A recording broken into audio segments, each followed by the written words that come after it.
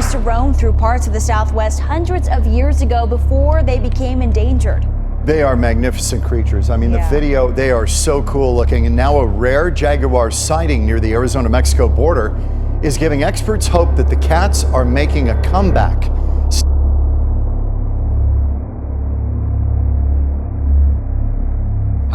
Jaguars, a lot of folks don't realize that jaguars are actually native to the southwestern United States. They were hunted to extirpation in the 1960s and 70s. Basically, the U.S. government just wanted to kill every carnivore that we possibly could in order to maximize opportunities for folks to grow livestock. And jaguars and other predators like wolves were really demonized and hunted to extirpation. We're at the brink of this really exciting recovery. We've had 7 jaguars come back into the United States in the last 20 years. Forward to this, couple of wild wildlife sightings in southern Arizona last month. The first, a jaguar in the Chiricahuas.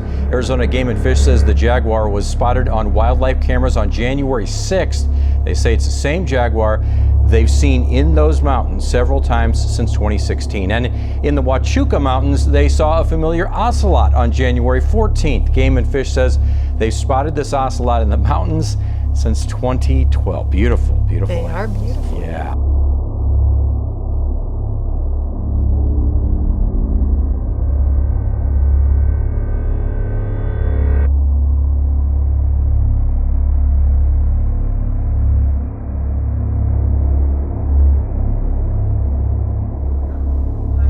See the tail? That's a mountain lion.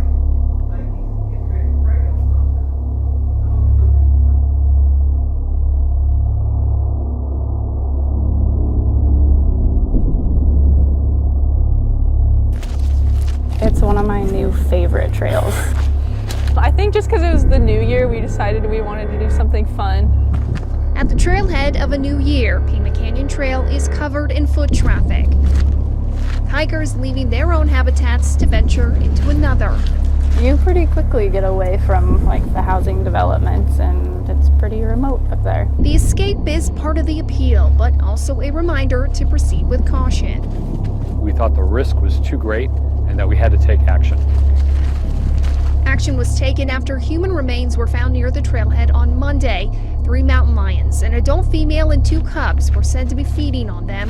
A major red flag for Game and Fish. Mountain lions are not scavengers, so eating human remains is abnormal behavior. Mark Hart says their decision to trap and kill the lions overnight goes beyond that. The lions showed no fear towards humans and were dangerously close to them on a daily basis. It's an indicator in the future that they are likely to attack, so our decision was made to take those lions out of that area. Their capture allowed officials to open the trail today, with many hikers unaware the animals were ever there. No, I had no idea. But it has them preparing for the next time they step into a shared space. It wouldn't be hard to carry some bear spray. Yeah. Not a bad idea. Yeah. Add that to the kit. Now, Game and Fish is confident they got the right lions due to evidence. However, they say they are not able to do a formal DNA test because there may be evidence inside the lions that is relevant to the Sheriff's Department's case. An autopsy is scheduled for tomorrow to determine how the person died. At Pima Canyon Trail, Carly Tinsley, Fox 11 News. Story gaining national attention tonight. Arizona Game and Fish killed 3 mountain lions after they found the big cats snacking on human remains. This all happened near Pima Canyon Trail in Tucson. Investigators do not think that the lions killed the victim, but they're shocked by their behavior. The animals aren't known to typically eat human remains. The big question tonight is, why were the cats acting this way? Team 12's William Pitts spent the day learning more about the mountain lions to find the answer. Okay, here's one visitor that you definitely don't want to see this weekend. Animal encounters in the valley are not unusual, but some are certainly scarier than others. And there's one man in the valley who can tell you that firsthand after a mountain lion kept creeping into his backyard. Here's Team 12's Michael Dowden with the story. Pictures show it all. It was startling and exciting at the same time. John Welch's grapefruit tree providing a dining den for a mountain lion. That's the closest I've ever come to that dangerous scenario. The first images of the big cat are from early Monday morning, captured by John's trail camera. He went out Monday evening to prep his camera for yet another round of pictures when he saw a silhouette staring at him from across the yard. And I see these two yellow, like, flashlights. So John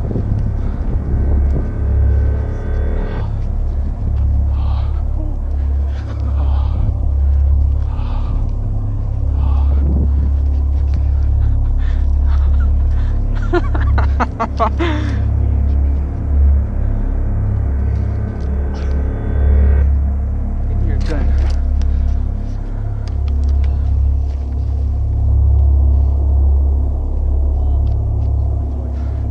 Okay. Holy crap. Yeah, he's dead. His eyes are. Triple double check.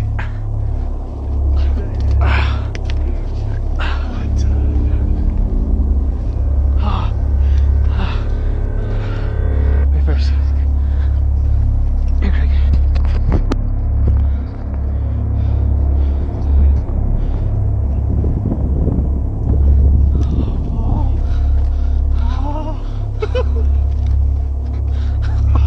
What the heck?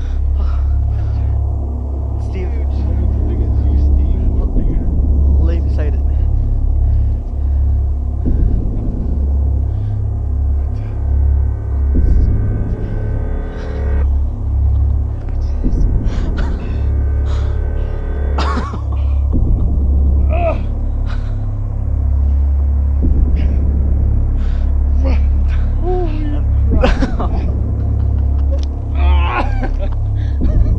What the heck? Holy stuff. That's. Can't think about it, heavy.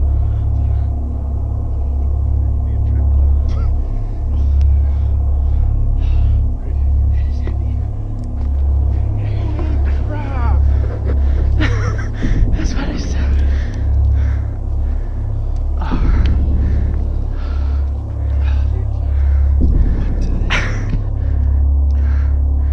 Oh my god.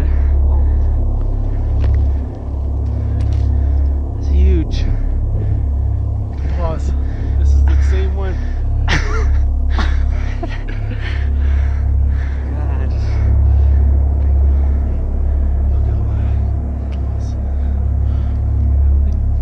Ready? 1, 2, 3. Oh, it's recording.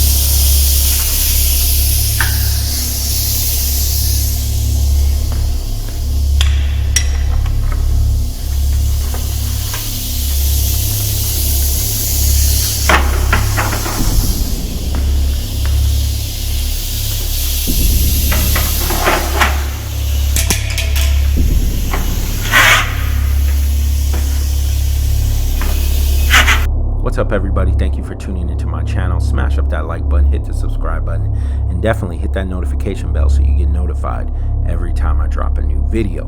Okay, as you've seen there, this video is about the outdoors in Arizona. Beware. And I mean that, okay? If you stay ready, you ain't got to get ready. Okay, now, when you're surrounded by wildlife and you're in this type of terrain, you're in this type of atmosphere, we're in their world. Okay?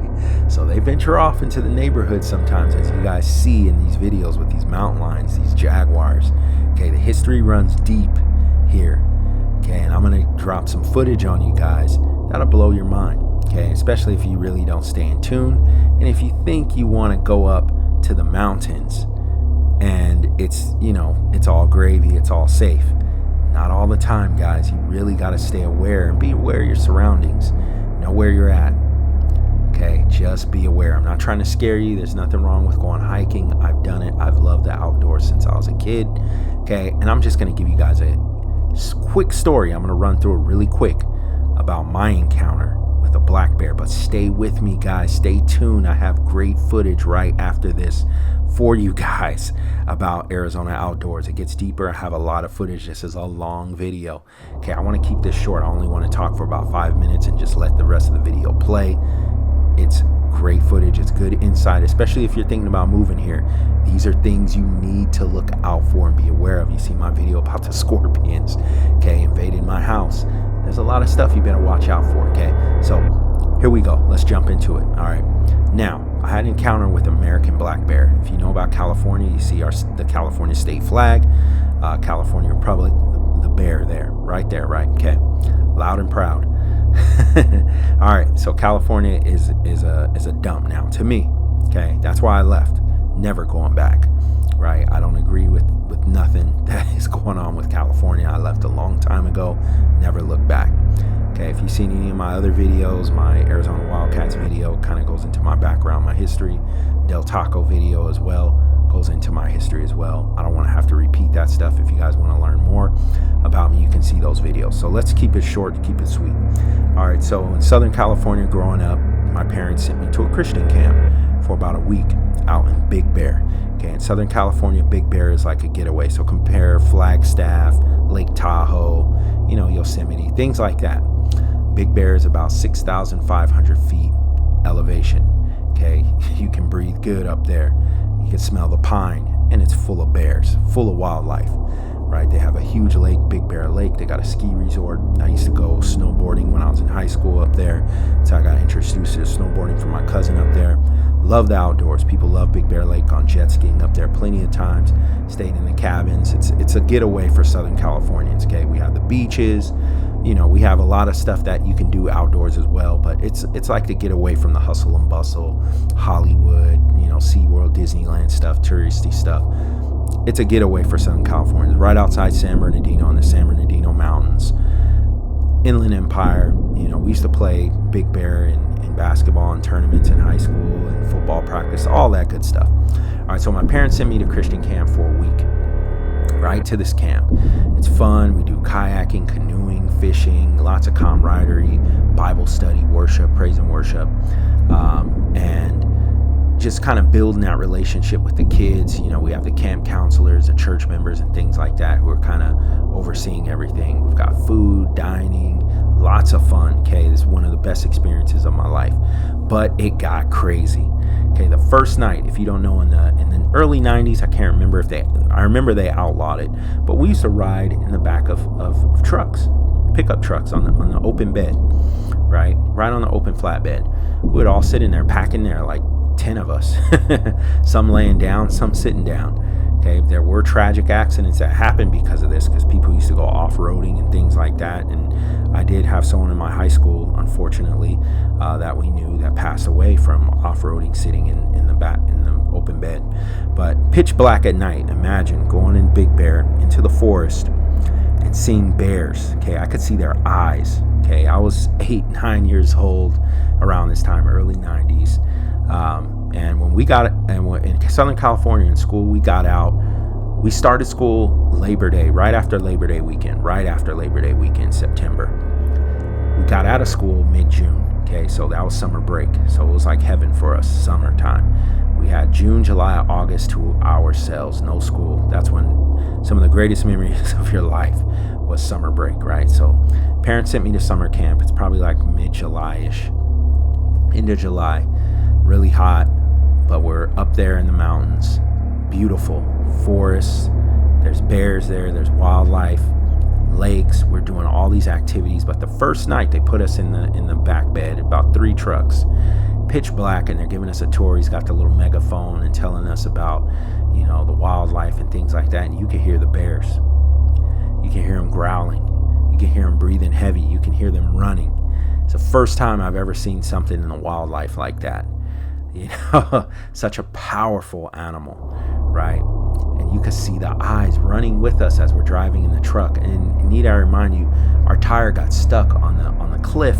We almost fell out of the open bed, and the truck almost went off the cliff. That's how crazy of a night it was. Okay, and he was going about 15 miles an hour. We were freaking out. Pitch black at night, flashlights pointing them right into the bears' faces. Okay, I couldn't wait till we got back to camp. We had bonfires, a beautiful time, right? But I was freaked out.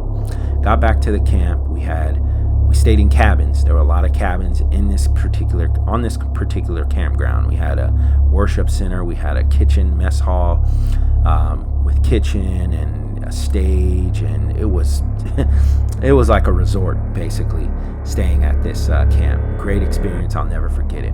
Okay, now the second night, after we had like a bonfire and we were asleep I told you we had bunk beds, we were in these cabins, the boys were separate from the girls. At like 11 o'clock, 12 o'clock at night, okay, so this camp was elementary kids, middle school, junior high kids, and some high school kids with the camp counselors and the elders. Now, we heard scratching, clawing like at 12 at night, banging on the cabin. We didn't know what it was, and we heard growling. It was like, oh, that's a bear. We woke up to screaming. Kids were screaming, crying, shaking. Our door was rattling. Luckily, the door was locked. The bears were trying. I think it was like 5 or 6 bears that ran through our campground. They were knocking over trash cans, running through trash cans, scratching on the walls, growling, roaring. Okay, and we barricaded ourselves in with the bunk bed. We were screaming. I was shaking. It was a crazy experience to hear the bears. They were going buck wild on the campgrounds. Okay, now let me hurry up with the story so I can get to the juicy stuff with the Arizona outdoors. Now, that experience shook me. Okay, we didn't have cell phones, Instagram, and all that stuff. The internet was barely, I think maybe in 95, 96 is when Windows came out. That's when we really took use of the internet, but this is like 92-ish. None of that was going on, right?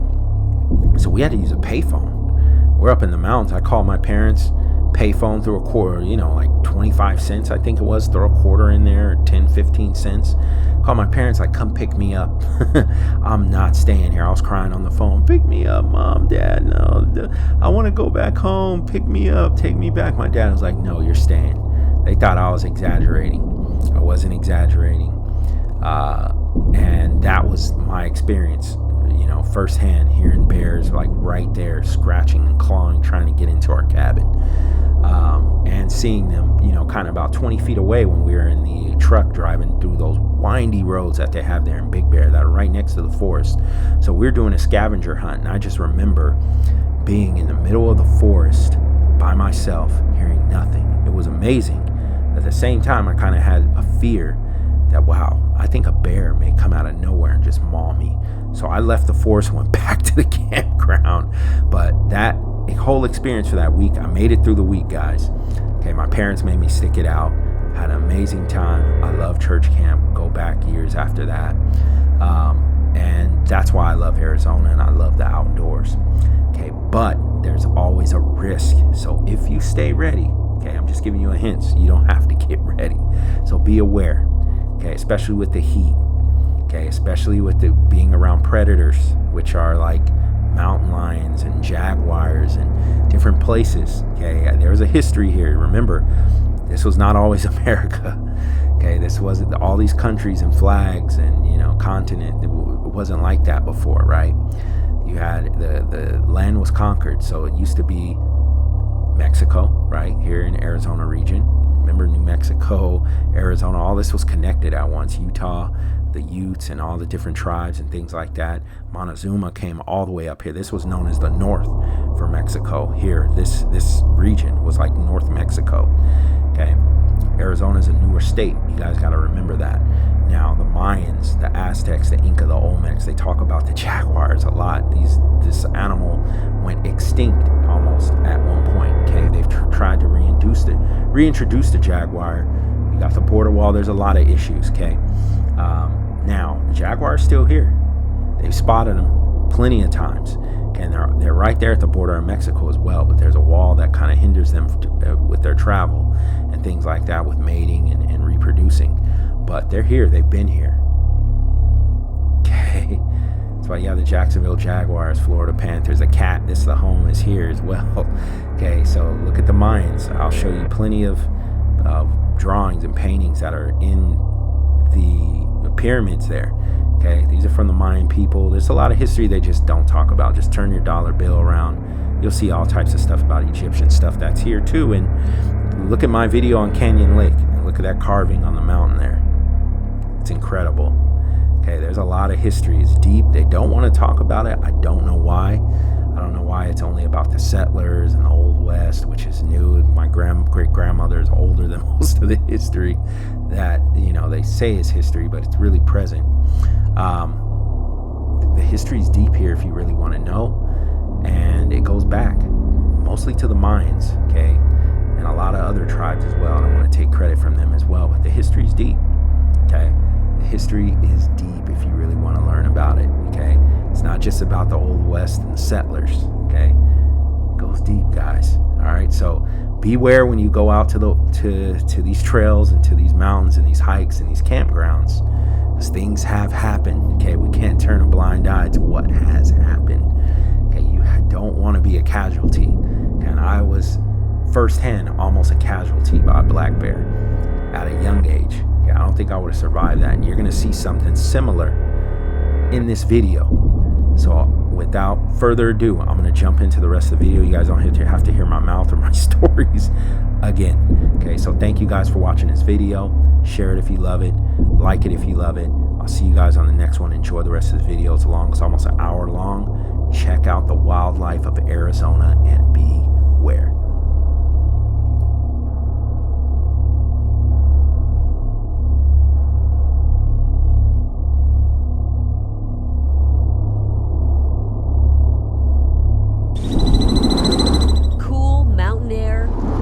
Stunning scenery. The incredible beauty of Arizona's Tonto National Forest. It's every camper's dream. As a Father's Day gift, and it turned out to be actually around the time of my son's first birthday, we kind of combined the celebration and said, well, let's go camping. A perfect spot for Peter Baca to take the first camping trip of his life. So Peter, his girlfriend, and baby boy Gabriel set out for the woods. Check out some trees and maybe see some squirrels. And might get bored, I'm a city boy. It was late June 2012 when they arrived here at the Ponderosa campground and set up their tent. But what they and the dozens of other people here didn't realize was the night before, about 1.5 miles away, a man who was sleeping in a cabin was mauled by a bear. 2 bear attacks on 2 sleeping victims, and the third one was just hours away. What did you know about those previous attacks before you embarked on this camping trip? I actually was unaware of anything. As night fell under the starry skies, they settled in for the night in their tent below the towering pines, about to get a shocking wake-up call. I see a dark figure at first, but I know I feel pain. And when I look down to my arms, I could see some mangled flesh. We were on the ground, kind of struggling. It was kind of like playing tug of war with your own arm and a bear.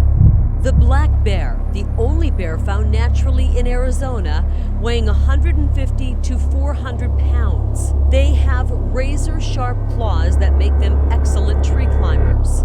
Back in 2012, drought and wildfires pushed some of the bears from their usual habitat into campgrounds. At least one bear was showing aggression toward people. As soon as I had the initial bite, I felt no pain. It was all shock. So I'm yelling, you know, it's a bear, wake up, get the baby, run. I started feeling claws, trying to fight it, fang marks and scratches, and trying to use this arm because this one is obviously out of commission. A huge chunk of Peter's arm was gone. We've altered the post-attack photos to make them less graphic so you can see the extent of his injuries. I was screaming out for help, but feeling very tired right away. I was losing a lot of blood. Stood up, actually. I stood up with it, and its jaws biting down and tearing up my scalp. It hit me so viciously. I tell people it was probably like going 15 rounds with a heavyweight. I was swollen. He couldn't recognize me. Blood in his eyes, one of his ears nearly ripped off. It was definitely trying to kill me. The nightmare came to an end when shots rang out. Somebody there had a firearm. The other campers are throwing items, you know, making noise, doing anything they could. They distracted the bear. Once they kind of got its attention, it released me from its grasp. I'd lost a lot of blood. It was very, very close. I could feel like it was close. And like death was close. Yes. Based on the horrified looks on the faces of everyone who saw him, Peter knew his injuries were bad. A massive chunk of his left arm gone, claw marks slicing across his back and side, and bite marks on his head and face. Initially, it was a little hard because I'd wake up in the hospital still trying to fight. Peter woke up in the hospital filled with worry about his son. Was his 1-year-old okay? He couldn't speak to ask, but his mother sensed something was wrong. I said, Gabriel, you know, and then I started tapping her hand and tapping her hand. She's like, don't worry, he's okay, he's okay. Yeah. Last year, Peter gave these scars on his body some company. A bear tattoo, a reminder of his epic battle. When your loved ones are in trouble and you're the only line of defense, what are you gonna do? On that day, there's just no way that bear was getting to my son. North Valley family feeling a little uneasy stepping outside their front door lately. And can you blame them? They've seen not one, not two, but 4 different snakes at their home, all of them showing up in just 2 days. So why is their home so popular with snakes? And could yours be as well? ABC 15's Megan Thompson is near I-17 and Carefree Highway with tips on how to snake-proof your home. The first 2 were here in this cool corner right by the garage, and the other 2 came slithering across the driveway in between these plants. And the family says they've seen snakes before, but this was just completely out of the ordinary. See 2 tails go up from around the bush, it's moving around. I didn't know what was going on. Dylan Jones was home alone and seemingly unafraid when 2 mating snakes showed up outside his family home. I wanted to capture it myself.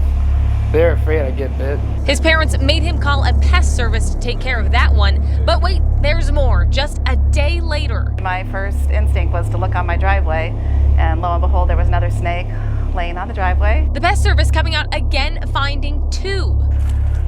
This is a 1/4-inch mesh. David Coleman with Precise Pest Solutions has a lot of suggestions for the Joneses and you at home, including adding these exclusions snakes can't slither through. Again, we have another drain hole here. This is what it would look like. He says the drying temperatures making snakes come out and stay out. Once it heats up again, be prepared to see more. To watch our patios underneath like shelving units like this over here, behind storage bins that we put on our patios. The way it is now. There's something lurking behind Tanis Land's back fence. We heard all those birds in the trees, which seemed odd. And seconds later, there it is, a bobcat, agile as ever, making itself right at home. Glanced at us once in a while, but just kept on walking. Walked all the way to the end of the fence. More interesting than startling, but a few days later, in the very same spot. It was just sitting on our post. And right over there? Yep, just and just laying there. And then he continued on. Turns out, bobcats are getting less and less camera shy in the Ahwatukee foothills, and some are starting to worry. When I phoned wildlife, they did say to try to discourage it, but we'll see if he comes back tomorrow. But mere minutes later, just feet from land's back fence. Here's the bad news for homeowners here. The cat is now back, first at dawn, now again at dusk. But the good news doesn't seem to want to have anything to do with me. You want to make sure it knows you're there. Rich Sarter with the Phoenix Zoo says bobcat attacks are rare. They would be more worried about us than we need to be about them. But this one, though far from aggressive, doesn't seem worried at all. 2 visits is fine. 3, okay, he's getting to be a little too comfortable. And with other not-so-wildlife nearby, you might want to know what to do. Don't sneak around, make yourself known. Experts even suggest throwing rocks or making noise, but land. I'm fine with it. Don't harm the animals, that's for sure. You might have seen this super creepy video on your social media feeds of a snake just cruising along in Lake Pleasant. Here's a snapshot of it. The Arizona Game and Fish Department says not only do snakes swim, but as you see, they're pretty good at it as well. Here's CBS 5's Amanda Goodman with what to look out for this weekend. It is an admittedly trippy sight. Check that out. It's a rattle. Snakes slithering along the surface of Arizona lakes and rivers. Wouldn't want to step on that, dude. Recording the rattlesnake that swum up by us. The reptiles, though, like this one spotted at Lake Pleasant, are quite at ease in the water. Some even prefer it. Some snakes are aquatic, like garter snakes. Others, like rattlesnakes, just occasionally will get in the water. But there are many varieties, many species in Arizona that will go into the water. We often see snakes along the edge. Mike Demlong is with Arizona Game and Fish. He says non-aquatic snakes will take a dip for any number of reasons. It could be escaping a predator. It could be looking for a mate. It could be going to new habitat. It could be just out cooling itself off when it's 100 degrees out. Now that it's warmer, there's a chance you can encounter one of these fellas anywhere in the state. So swimming snakes, not that uncommon in Arizona, but Game and Fish says capturing them on video is. So if you do come across one in action on the water, they say take a moment and enjoy it. This is kind of a lucky moment. That's the day you buy a lottery ticket if you get to see a snake in the water. Demlong stresses that snakes in our waterways don't pose any real threat as long as you leave them alone. The department's not worried about rattlesnakes in the water. What we're worried about is people not wearing their flotation devices when they're in the water, or drinking, or doing things they shouldn't do in the water. That's where the risk is. In Phoenix, Amanda Goodman, CBS 5 News. Well, if you live here, you know just how dangerous and deadly creatures that roam our deserts can be, and surviving a poisonous bite from one of them has everything to do with timing. CBS 5's Ryan Hare has one man story that might just save your life tonight. He joins us live. Ryan.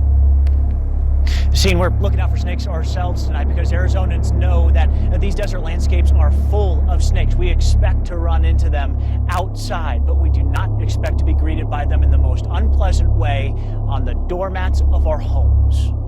So that was actually in the hospital. I mean, your foot is twice the size. Yeah. Ron Webster, my cankles, can laugh now. That worried, sinking feeling inside. But on Saturday night, the doormat wasn't so welcoming on his foot. I kind of felt something under my foot, and then I felt a sharp pain. And I initially thought I got poked with like a piece of cholla. This was no cactus. This desert dweller had fangs. It was so small, I wasn't sure if it was a rattlesnake or a non-venomous. A young snake just inches longer than a remote control. Not big enough to make that signature rattle, but venomous enough to make Ron pay a price. It felt like dipping your foot in boiling water. And as it was getting worse, it was like it was moving up. Firefighters knew he needed antivenom. The Poison Control Center made sure they knew which hospital had the right drugs. 2 days of pain meds and antivenom later. Blue, red, real tender, and again, just ballooned up. Ron's back home, moving gingerly, thanks to the swollen foot and the reminder that another snake could be around the corner, but not the one who created chaos on Saturday night. When I got home, this snake had mysteriously beheaded itself.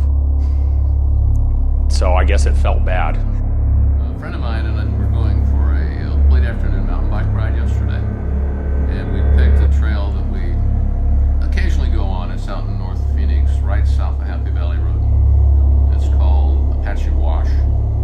And so we were riding, and we came to a particularly steep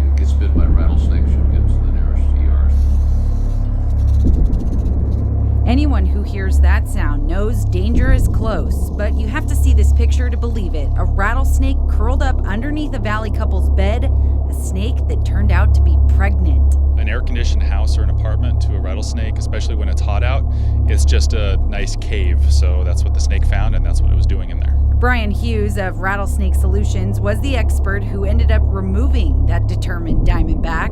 And when you catch a snake in a situation like that, it's always an accident. The snake did not want to be underneath the bed, and they didn't know there were people there. The people didn't know the snake was there. Brian has been seeing more snake removal calls since the end of August. That's when he says is the height of snake activity. So throughout October is a period of time that snakes have a lot of things to do. They have to finish eating, there's a mating period in here, and they're also traveling to where they're going to spend the winter. It's during this time that hikers and homeowners need to be aware of their surroundings. So if they're hiking out here and you hear a rattle, the rattle is not a sign of attack. It's saying, hey, don't do what we're doing right now, back up. Actually massage the snake down in, or a combination thereof. Yeah.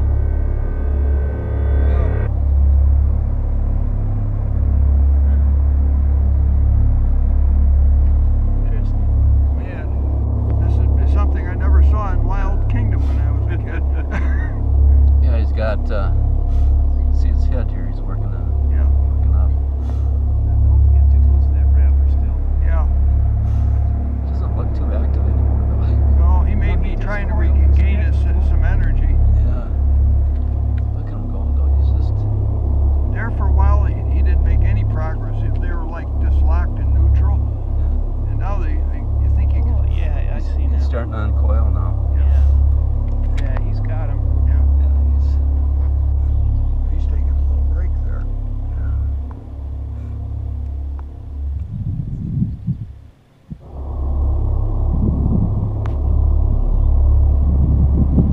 You'd think you'd see some body contractions somehow. I guess trying to work the thing down through its body. I mean, We just found out a bobcat that attacked a dog and a man in Anthem had rabies. The wild scene captured on camera. The bobcat ended up latching onto a German Shepherd's face as the dog's owner and a couple of Good Samaritans tried to pull it off. Jason Garrido posted this video on Facebook. He says the bobcat ran after and attacked the dog who was on a walk with his owner. Garrido jumped out of his car to help while another Good Samaritan tried to yank the bobcat off the dog. But when the bobcat let go of that dog, it latched onto the guy's hand. You can actually see him swing it around, trying to get it off. Finally, the bobcat ran away. The man, we're told, is going to be okay, but he did have to get stitches and also has a broken bone in his hand. He also had to get a rabies and tetanus shot. The dog is also expected to be okay. Game and Fish found the bobcat in a storm drain and ended up putting it down. It has tested positive for rabies. Only on 12 News, coyotes versus a cat. The chilling encounter caught on camera. The coyotes taunting the cat and then snatching it. And tonight, One Valley neighborhood is on edge, and there's a warning for all of you with little animals in order to keep them safe. Team 12's Rachel Cole is live for us out in Surprise with what you need to know. Rachel? Hey, good evening, guys. The video is certainly intense, and like any episode of Animal Planet you've ever seen, you're always rooting for the underdog. But in this particular case, in this neighborhood near Litchfield and Greenway Road, the cat doesn't make it, and it's really starting to freak people in the area out. Yeah, it's scary. It's scary to see that, that could happen to one of the dogs or whatever, Pet owners like Robert Shepard can't believe the video. I haven't thought about that. Really haven't thought about it. I would just keep them just on our mind, just being more alert, I guess. Robert watching the clip of the intense interaction between 3 aggressive coyotes and 1 cat. It's funny we're talking about it because I just seen a coyote. We were working close over there and just roaming around on the streets. So. However, families like the Sanders who walk their dog in the area haven't seen the pack.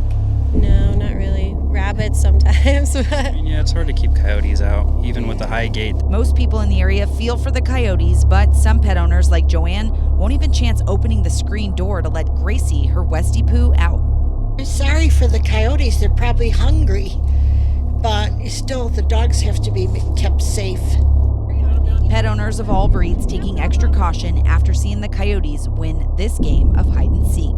Like I said, we've had them for like 12, 13 years, these specific ones, so to see one of them go would really suck. Lots of bear jokes. He even joked that, he could have stopped the Seahawks from beating the Cardinals on Sunday. If he were in there, he probably would have been a better player. Good. I mean, there's the bear. This is yesterday. Yeah, isn't he gorgeous? What a great looking bear. I think it's just so fun to watch. You're mesmerized because he's it's amazing because I don't even think he realizes how he's captured the eyes of an entire valley, state, even nation. People are all about this bear and watching this bear. I just saw the news yesterday from San Francisco. We're on San Francisco, Cincinnati. So they have a lot of people interested in this bear and getting him back home, I hope. Right. I mean, it's just it's a cute bear. Yeah, he really is. I mean, if you can. So, okay, what's going on with the Bear Watch? So yesterday the bear escaped. Sure. Well, or got out of our. Actually, it started last week. We actually reported this bear in Florence. And so in Florence, there's not a lot of people there. It's not such an urban area, so no one really paid that much attention. But we followed up in reports. We weren't able to locate him. And then yesterday, we got us a visual, obviously, and some really good visuals on him. So we were pretty excited. And we spent all morning really trying to get a place where we could capture him. Sure. So we had Officer Tim Holt went out there with his tranquilizer gun and was able to get pretty close, but these guys are fast. Right, you can see. I mean, this is an aerial. He's just like. Yeah, he's going so fast. And so we actually had help from the helicopters. The helicopters were actually pushing the bear toward the officer who had the tranquilizer gun. Right. We want to make this as painless as possible. Sure, of course. Now, this most recent attack happened yesterday, south of the town of Patagonia near Sonoyta. Game and Fish tweeted out these pictures saying the victim suffered back, arm, and leg injuries. And just last week, you'll recall, we showed you this video from June showing an adult bear actually killing a cub about 150 miles north of Patagonia near Tucson. Well, state wildlife agents have responded to about 900 calls for bears wandering into populated areas this summer. Bears in nature are not like Yogi and Boo Boo. They struggle to exist, and sometimes it's life or death. As for the most recent attack, they say the black bear is brown in color and has blonde streaks, and they ask you to call them if you see it.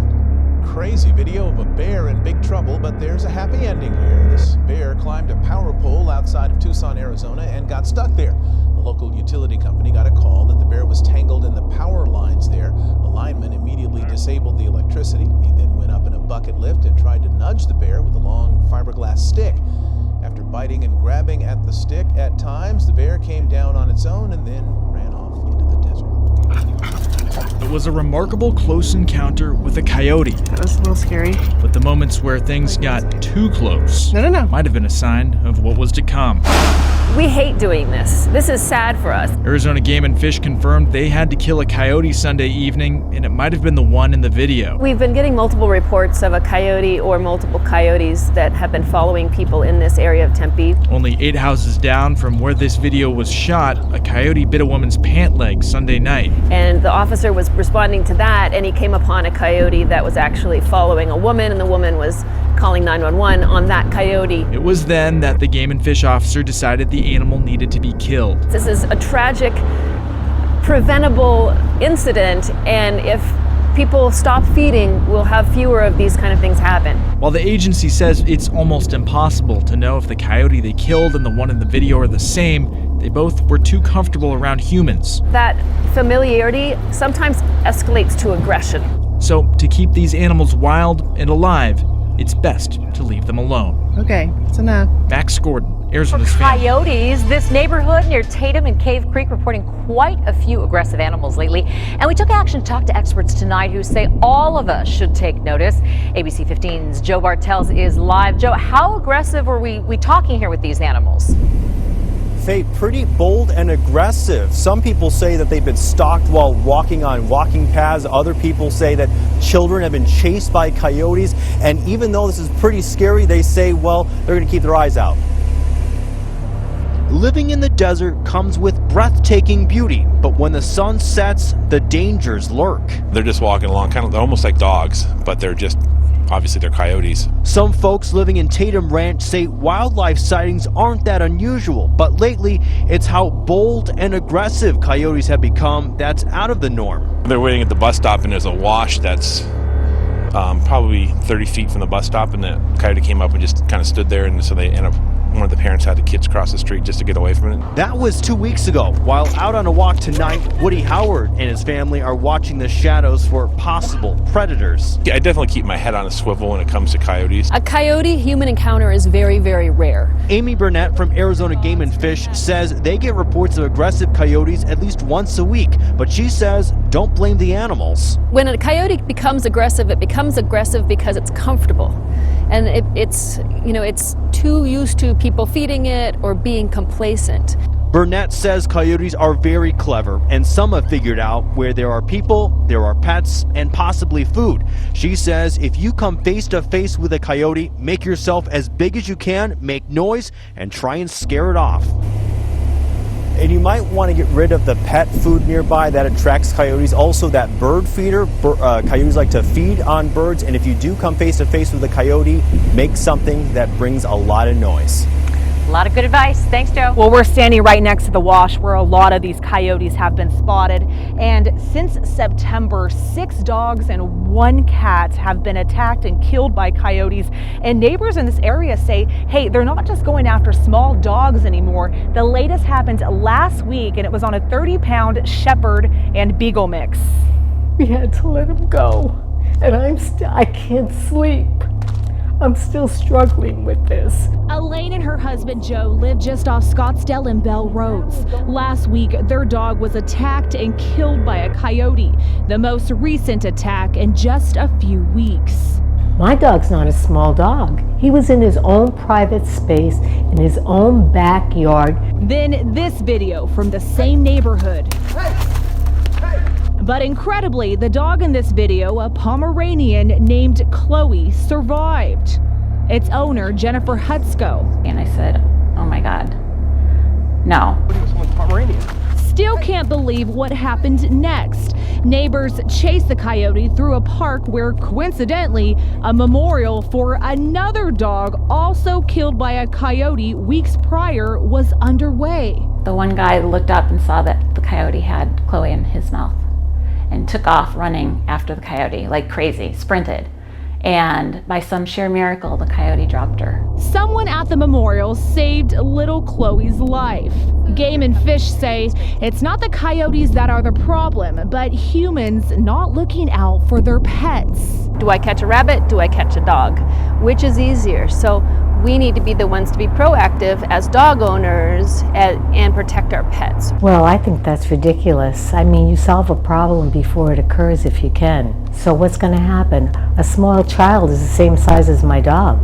Well, I can tell you tonight it was Arizona Game and Fish versus this one Scottsdale community who says they are fed up with coyotes attacking their pets and something needs to be done. And I can tell you, it better not start being the case, because if I get hurt, I'm going to sue somebody. I'm going to say, you should have been protecting me, and you weren't. How bad does it have to get for Game and Fish to step in heavily? Everybody wants everybody else to take care of the problem. Nobody wants to take care of the problem. Be a responsible pet owner and a responsible neighbor. And the other night, I heard dogs barking along with the howling of the coyotes, and I thought, somebody's dog is going to die tonight. Well, Game and Fish say they understand the concerns, but they focused their presentation on ways to protect yourself and your pets from coyotes. Now, the biggest advice that stands out tonight from Arizona Game and Fish, they say there's no substitution for supervision. So pretty much don't leave your pets unattended while you're outside. Live from Scottsdale, Monica Garcia, back to you. It bit my arm. It had a hold of my arm and wouldn't let go. And I'm screaming, of course. Take a look at these unbelievable photos. They show staples, stitches, the battle scars of 2 surgeries taken after a Phoenix woman says she was attacked by a javelina in her North Phoenix neighborhood. It happened in May, but she says she's finally ready to speak out so that no one else has to go through the same pain. Team 12's Jess Winters has her warning for others. I can't believe this happened to you. Yeah, I can't either. Nearly 6 months later, Nicole Hansen is still in shock after she says a javelina charged and attacked her while walking her 3 precious pups around the block. It was probably 3 feet from me. There was a javelina in the bush. It happened off Deer Valley Road near 40th Street. So I tried to make myself really big. I was like, okay, maybe it's like a bear, you know? So I put my arms up. It worked the first time around, but then she says it came back. Out of nowhere, it hit me from behind. Then the javelina bit her arm to the bone. It tore all of my tendons in my left arm, and so I couldn't move any of my fingers, and then chipped bone. At any point in time, did you think, I'm gonna die? Yes. When it had a hold of my arm, for sure, I was like, this is it. She was able to get a hold of a tree branch to fight it off, then ran. I will never walk in the dark ever again. So what should you do if you have a run-in with a javelina? I went to the experts at Wildlife World Zoo and Aquarium to find out. It is good to be really loud. If you encounter some of this wildlife, sometimes just clapping and yelling and being loud is all you need to do for the wildlife to run in the opposite direction. And if you see a javelina, you want to pick your dog up if your dog's small enough and go the other way. Christy Morecambe with Wildlife World Zoo says she's surprised the javelina went after Hansen and not her dogs. But she has seen a rise in human attacks because of people trying to touch and feed them. The #1 cause for attacks are actually the public feeding javelina, which is detrimental to the species. Hansen says her attack was completely unprovoked. Her warning to others, be aware of your surroundings. They're dangerous, and I don't really think people get how dangerous they are. So now I carry a horn to try to scare them away. Jess Winters, 12 News. For the 3rd time in less than 1 year, there's been a javelina attack in the same southern Arizona community. Yes, it happened to a woman who was walking her dog in Oro Valley. News 4 Tucson's Eric Fink has more on this story, and we do want to warn you, some of these images are graphic. This typically quiet Oro Valley neighborhood is known for its spectacular views, but lately it's been known for something else. Very high javelina activity. And now, Arizona Game and Fish warning you not to become the next victim. Sharon Miller takes her daily walk with her dog Max. She moved to this Oro Valley subdivision from the Pacific Northwest 4 years ago. We see lots of critters, occasional mountain lion and deer, but we are not blessed with javelinas in Central Oregon. Miller is no stranger to seeing these creatures up close. I've seen as many as 16 in our backyard, and I've been charged with a dog and a bigger dog 3 times. According to Arizona Game and Fish, this latest javelina attack happened Tuesday night around 9:30 when a woman and her dog were walking in this Oro Valley neighborhood. Game and Fish says she was knocked to the ground and suffered injuries to her shoulder. You see here the bites on the victim's dog. Javelina react instinctively to dogs. They think that dogs are coyotes. If you see one when you're walking your dog, turn around and go the other way immediately. Travis Stone moved to Arizona this past fall after Hurricane Harvey literally hit too close to home in South Texas. His first encounter with javelina last week when he says he saw more than a dozen searching for food in his neighbor's garbage cans. I wasn't aware of it when we bought the house. As we go deeper into winter, Fish and Game says take note and be smart. In Oro Valley, Eric Fink, News 4 Tucson. You may have seen some extra visitors around your neighborhood lately. More desert animals have been spotted getting close to and in some cases inside homes in the valley. Team 12's William Pitts has more on why these creatures are coming closer and what you should do if you encounter them. We've seen a lot of javelina pictures and videos the last couple of days. They've been spotted everywhere, from outside houses to inside garages. She noticed there was javelinas there. What she didn't know is I had the garage doors open. But something else did. And I went out there and they all just started walking into the garage. I guess they're somewhat domestic. A squadron, I swear that's what a group of them is called, came right into Keith Hediger's garage. Especially when pumpkins are out. They like to go to the doors and get the pumpkins, but I never seen that many ever. And Keith's place isn't the only spot in the last few days with javelina sightings. An apartment complex in Phoenix where a javelina was sneaking around by the front door. And in Ahwatukee, half a dozen of them, including a baby, walking in a greenbelt. For some reason, they were all just, they came right up pretty close looking for probably a handout or something. Because they are. But they're looking for food. And so the ones that are in the urban interface have gotten used to people feeding them. Amy Burnett with Game and Fish says it's really not unusual to see them. She says the drought is probably not driving them closer to town. They're just going where the easy food and water is. We love wildlife, but when it comes to javelinas, the more comfortable they get, the more opportunities there is for an accident to happen. They know where you feed your dogs and cats, where the lakes and fountains are. If a bird's going to use it, there's a reasonable chance a coyote or a javelina will as well. And the Southwest Wildlife Conservation Center says for the most part, they won't stick around once they see you. 9.5 times out of 10, you're not even going to get close enough. I mean, they're going to scatter. And Keith's squadron of javelina did eventually leave the way they came in. And wildlife experts warn you shouldn't get too close to them. They have terrible eyesight, they have really sharp tusks, and they could charge at you, causing a lot of damage.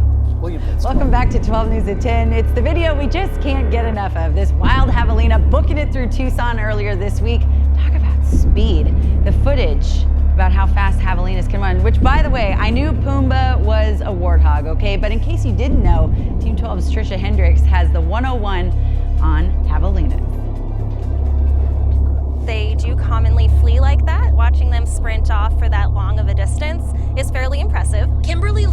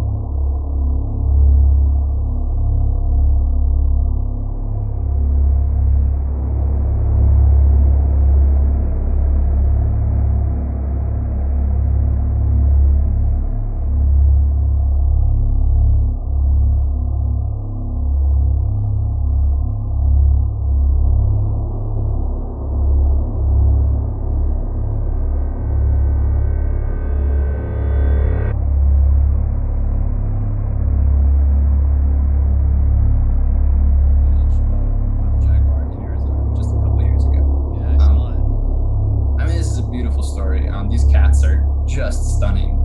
And if we build a border wall, we will absolutely be cutting off the nodes that they use to migrate into the US, and we will stop any chances that they have of repopulating their native terrain. And they belong here. Jaguars belong. They evolved to live here. And it was only because of our short-sightedness and our desire to kill everything wild that we pushed them out. By the late 1960s, jaguars were thought to have been eliminated in the United States. A female was shot by a hunter in the Arizona White Mountains in 1963.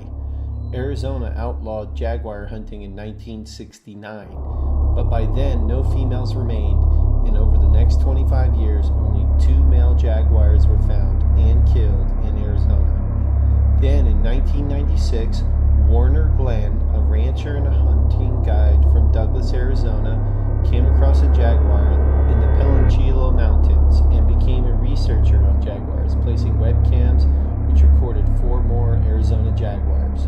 In 2009, a male jaguar named Macho B died shortly after being radio collared by Arizona Game and Fish Department officials. In the Macho B incident, a former ADGF subcontractor pleaded guilty to violating the Endangered Species Act for trapping the cat, and a Game and Fish employee was fired for lying to federal investigators. In 2011, a male jaguar weighing 200 pounds was photographed near Cochise in southern Arizona by a hunter after being treed by his dogs. The animal left the scene unharmed. In September 2012, a jaguar was photographed in the Santa Rita Mountains of Arizona, the second such sighting in this region in 2 years. This jaguar has been photographed numerous times over the past 9 months through June 2013.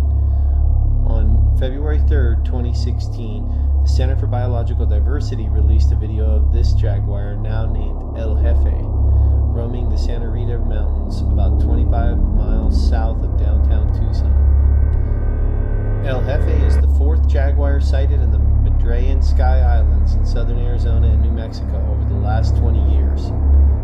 On November November 16, 2016, a jaguar was spotted in the Dos Cabezas Mountains of Arizona, 60 miles from the Mexican border. The farthest north one of these animals has been spotted in many decades. It is the 7th jaguar to be confirmed since 1996. And on December 1st, 2016, another male jaguar was photographed on Fort Huachuca, also in Arizona. And in February 2017, authorities revealed that a third jaguar had been photographed in November 2016 by the Bureau of Land Management in the Dos Cabezas Mountains, also in Arizona.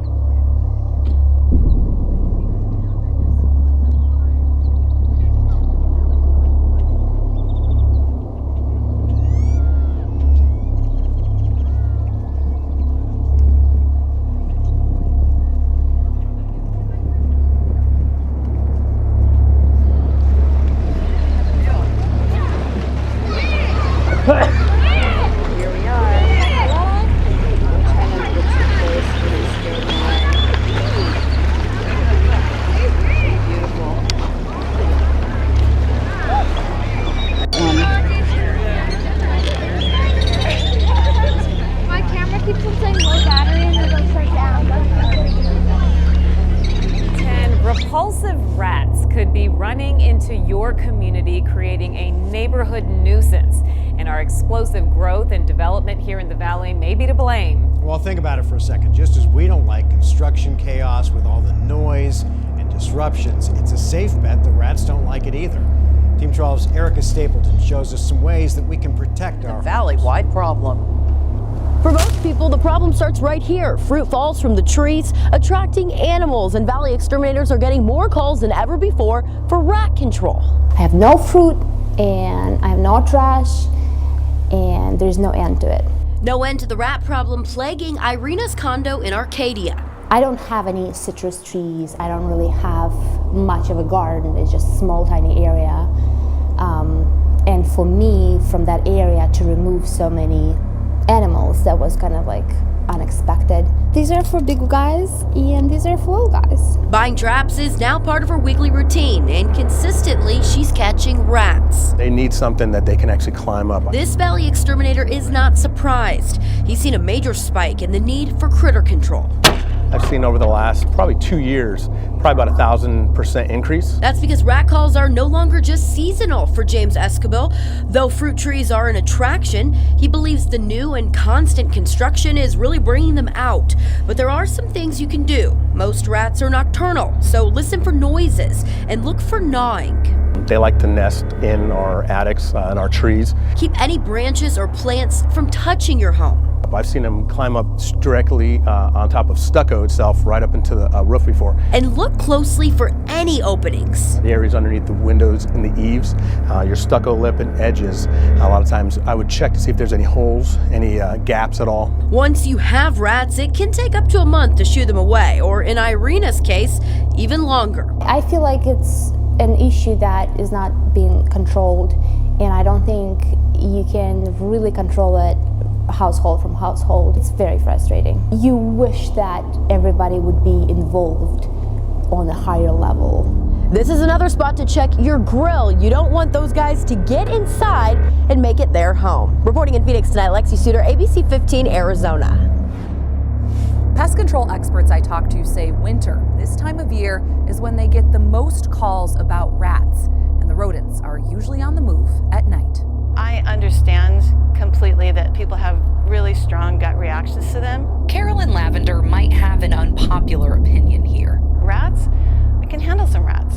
And her lush lawn near 24th Street in Thomas could be drawing the pesky pests in. Well, my cats think it's absolutely fantastic, of course. But there's something else that could be causing rodents to rush into residential areas. Buildings that sit around get torn down, those rodents go somewhere. Construction. Anything from high rises in downtown Phoenix or housing developments further out in the desert. But you're going to stir up the activity, and then they're going to go to some place that's, quiet, a little more settled, which is usually a residential home. Jonathan Woodard is co-owner of Custom Pest Services in South Phoenix. They can grip this very easily, climb right up on top, then they can jump into your trash cans. But he says there are ways to repel rodents at home. People in the East Valley, Scottsdale, Gilbert might have more tendency to get rodents because of the fallen fruit if it's not picked up. Making sure fruit, food scraps, animal waste, and trash are all picked up, and holes around windows or walls are sealed off. There's a screen around every single one of those holes. And if you need something more heavy duty to deal with an infestation, you could take a risk